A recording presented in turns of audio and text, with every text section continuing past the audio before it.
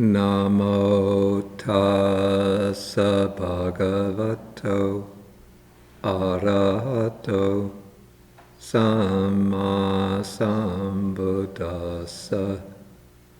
Namo tassa bhagavato arahato samma sambuddhassa. Namo tassa bhagavato arahato samma sambuddhassa.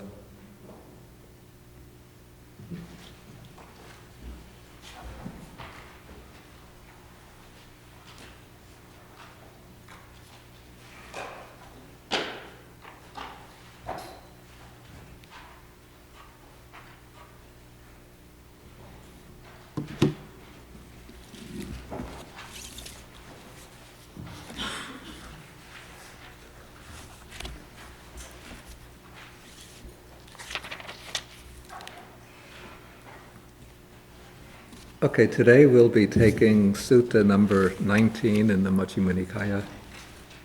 This is called the Dvedhavitakka Sutta, which is translated the two kinds of thought, or twofold thought. And this sutta takes the form of a Buddha relating his own experience in training his mind before his enlightenment. So occasionally within the discourse collection, we find suttas in which the Buddha speaks about his experience as what we call a bodhisattva, that is an aspirant or a seeker of enlightenment. And whenever he does so, usually it's for the purpose of, let's say it has a pedagogical purpose. That is, the purpose is to impart some kind of instruction to us. Or in other words, the Buddha is like setting himself up as a model for those who are following the path to enlightenment to emulate, to try to follow the same experience or the same type of training that the Buddha himself had to undergo in order to reach enlightenment. Okay, so in this sutta, the Buddha is going to explain to us the methods that he used for training his thoughts. And so the key word in this sutta, the word that gives that's responsible for the title of the sutta, is the word vitakka.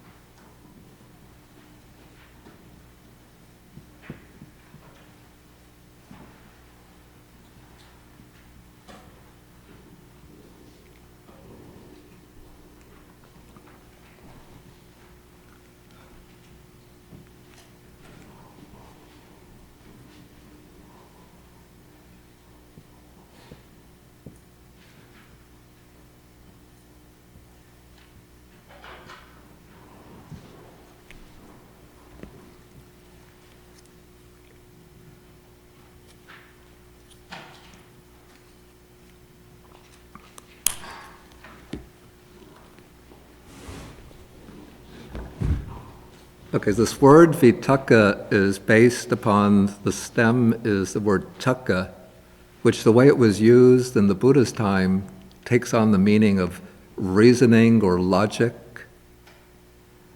But then the word vi, when it's or the particle vi is prefixed to it to form the word vitakka, and that gives it very much the sense of thinking or thought.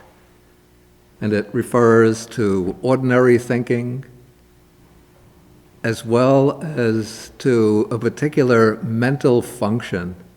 This is when we come to the Buddhist way of analyzing the mind into distinct mental factors, each with their own function.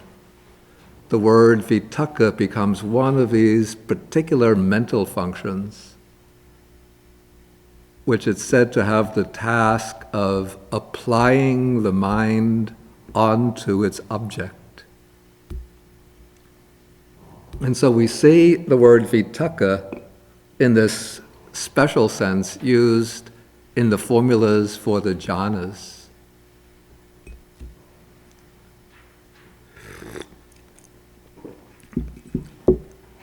So within the first jhana, there is no thinking going on in the ordinary sense of discursive thinking, reflection, pondering a particular topic, but there is still the mental function of applying or directing the mind onto an object. And that function is ascribed to vitakka. In this case, vitakka, it's often coupled with another word, vichara.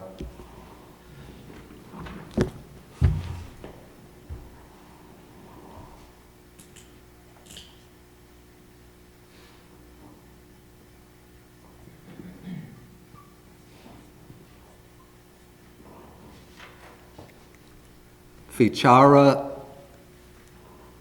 is another one of these mental factors which has the function of, maybe we can say, examining the object or observing the object.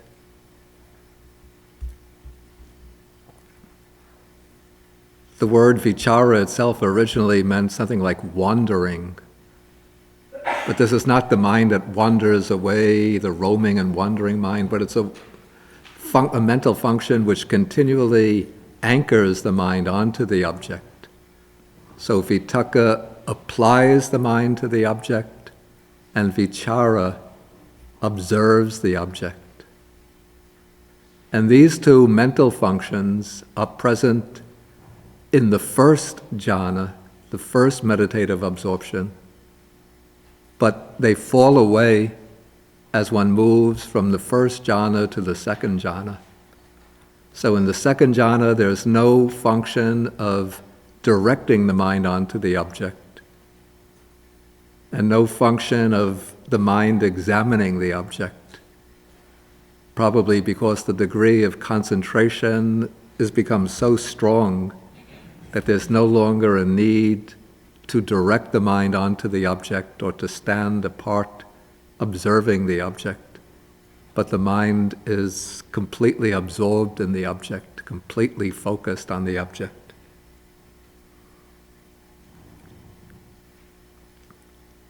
So this is the way the word vitakka is used in relation to the jhanas, the meditative absorptions. But in its ordinary usage, the word vitakka, it's very much similar to the English word thought, though it has here not so much the intellectual sense of thought, but rather what I would call maybe the purposive sense or motivational sense, that it's thinking which has a purpose behind it, thinking which is motivated, thinking which is directed towards some kind of goal.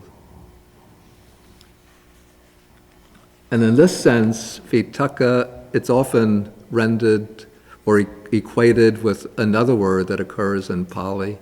That word is sankappa. Now, the reason I write this Pali word sankappa, I don't want to confuse you with too many Pali words, but this word has an important role in the Buddha's teaching. Does anybody know what that role is?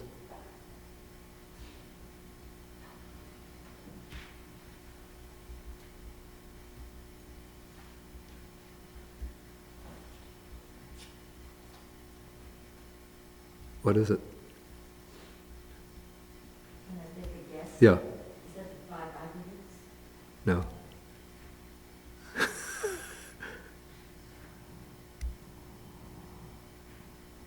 What is it? Well, it's the second vector of the Speak more loudly. That's the second Right, okay, it's, what she said is correct. It's the second factor in the Noble Eightfold Path is samma sankappa. That means right, sometimes it's translated right thought, or right intention, right purpose, right motivation.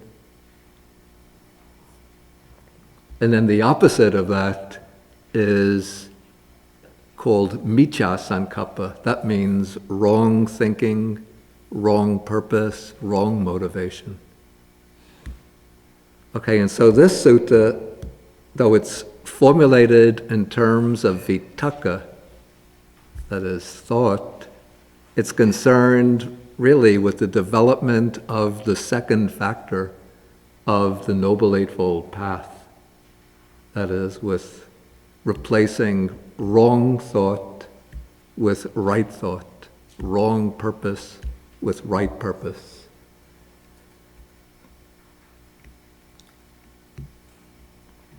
And there are different ways in which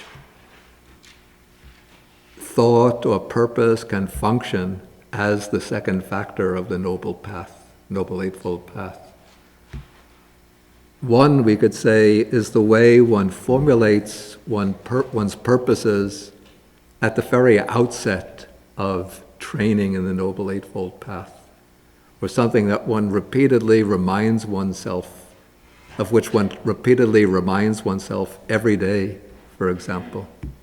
So at some point every day one can remind oneself that it is one's purpose in applying the Noble Eightfold Path or following the Noble Eightfold Path to overcome wrong thought, wrong purpose with right purpose, right motivation.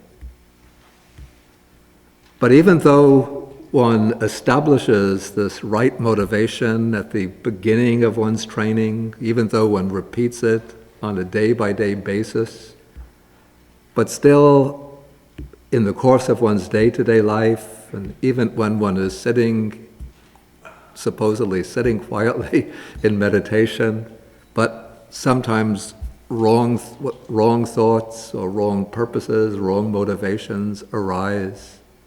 So that in order to train the mind, we have to recognize these wrong thoughts, wrong motivations, and then we have to find a way to weaken them, and then to replace them with right purpose, right aim, right thinking.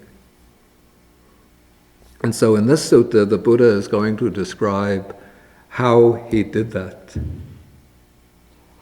Okay, so he starts off by saying, before my enlightenment, while I was still only a bodhisattva, not yet enlightened, it occurred to me, suppose that I divide my thoughts into two classes, two groups.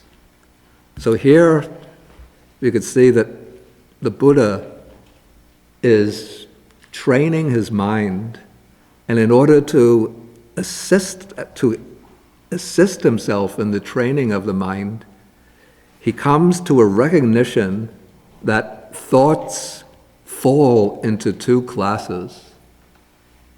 Usually our minds just run from thought to thought. We have different aims, different purposes, but we don't yet really see and understand what I would call the ethical implications of these thoughts, where they are leading us, whether they are leading us to suffering, to affliction, to bondage, or whether they're capable of leading us to purity, to freedom, to enlightenment. Okay, but now the Buddha, as a bodhisattva, he's one who set out seeking enlightenment, and he recognizes the need to distinguish these thoughts, to distinguish them in terms of their ethical quality, and to recognize where they are leading, what their ultimate impact will be on himself and on others. And so he now establishes, in order to make a very neat, concise scheme, he lays out 3 kinds of unwholesome thoughts and 3 kinds of wholesome or beneficial thoughts. Okay, the 3 kinds of unwholesome thoughts are thoughts of sensual desire, thoughts of ill will. This would include anger, hatred, resentment, and thoughts, here it's translated cruelty, but maybe cruelty is a little too narrow. A broader meaning might be harming, thoughts of harming others.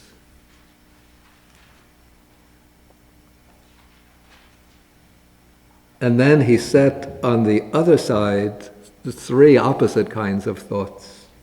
The first is translated here, thought of renunciation. But I'm going to explain how I think it's possible that this might actually be, how to call this, a wrong representation of that Pali word because of the process of textual transmission. I'll explain that in a moment.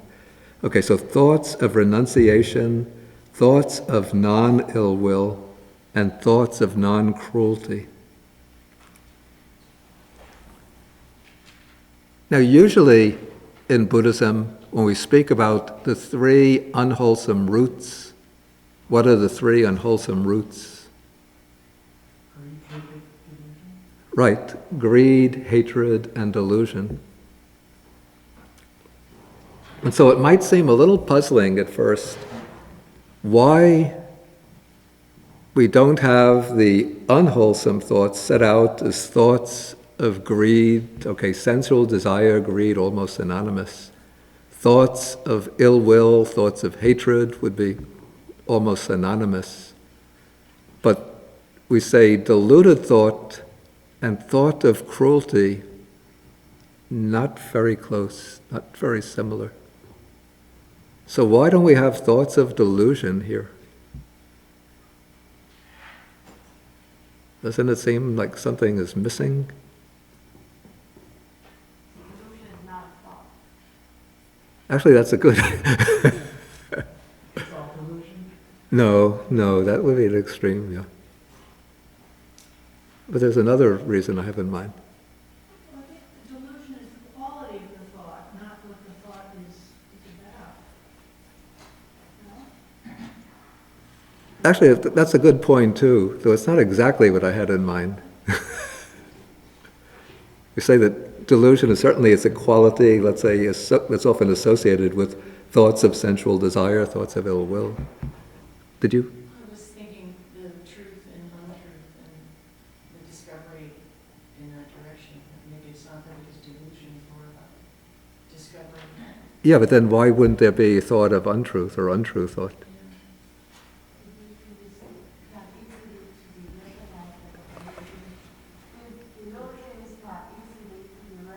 Wait, Jen will give you the microphone.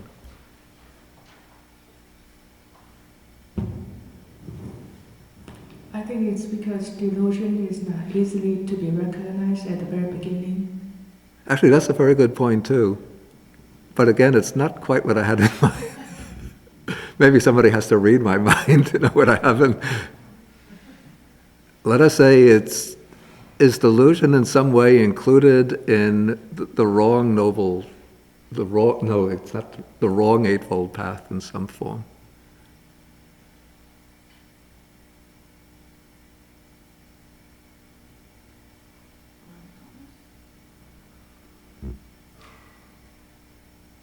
Did you raise your hand? No? Mindfulness, are you relating it to? No. Vichaditi? That's what I was looking for. Michaditi, it's what? Wrong. Wrong. Yeah, it's wrong view. So wrong view isn't quite the same as delusion, but we could say that wrong view, it's a kind of manifestation of delusion or an outgrowth of delusion.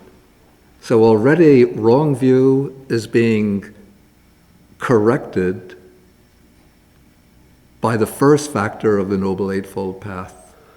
that is, by right view. So when one has right view, that is countering delusion. Even though delusion, it's very deeply rooted, so delusion is only completely eliminated when one reaches the end of the path, that is, true knowledge or enlightenment. But already, when one acquires the right view, one is activating that particular path factor that is opposed to delusion. And so delusion, I would say, refers, both delusion and wrong view refer to understanding. That's a kind of distorted, let's say delusion is lack of right understanding, and wrong view is a crystallization of wrong understanding. It's a concrete manifestation of wrong understanding. But when there's wrong understanding, distorted understanding, that will have an impact on our motivations, that will affect our purposes, our aims. And so we have to deal with this motivational side of the mind. It's almost a separate exercise. And so that's why there comes the separate training in developing right view. But then a question comes up that cruelty and ill will seem to be very closely associated. So what exactly is the difference between them? Why are the two? One is thought and one is action. Well, here they're both taken as thoughts. In this Yeah. I would say that what's translated cruelty here, in fact, maybe you're getting warm, that it manifests in the form of action. In a way, I'd say, yeah, that you're on the right track, though it's not exactly. wrong. Excuse me? Well, I was making a joke. I'm not exactly wrong. Yeah, well, anyway, maybe I'll just give my explanation. And this is my understanding. It doesn't come in the text itself, or not even in the commentary. But there's a tendency for this third factor to express itself in action, in harming of others. Whereas ill will is more a kind of emotional state of the mind. One be thinking about it and the other enjoying thinking about it? I think the word cruelty in English suggests the enjoyment of inflicting harm on others, which is one reason why I don't think it's a perfectly satisfactory translation of the word. The original Pali word is vihingsa, which means simply harming others or inflicting harm on others. So it doesn't imply anything that necessarily imply getting enjoyment out of that or a kind of sadistic pleasure from it. But it doesn't definitely imply a certain tendency that breaks out in the form of action.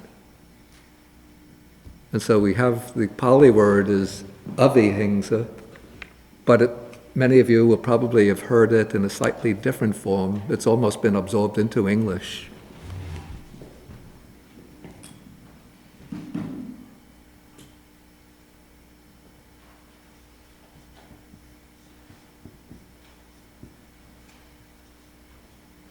The Pali word that's translated here cruelty or harming is vihingsa, but this is really, the stem is hingsa with the prefix v, which just has the effect of strengthening it a little bit. So it means harming or harmfulness. And the negation of this, what is translated here as non-cruelty, in Pali it's avihingsa. But if we just leave out that prefix, then we have ahingsa. We don't have to use the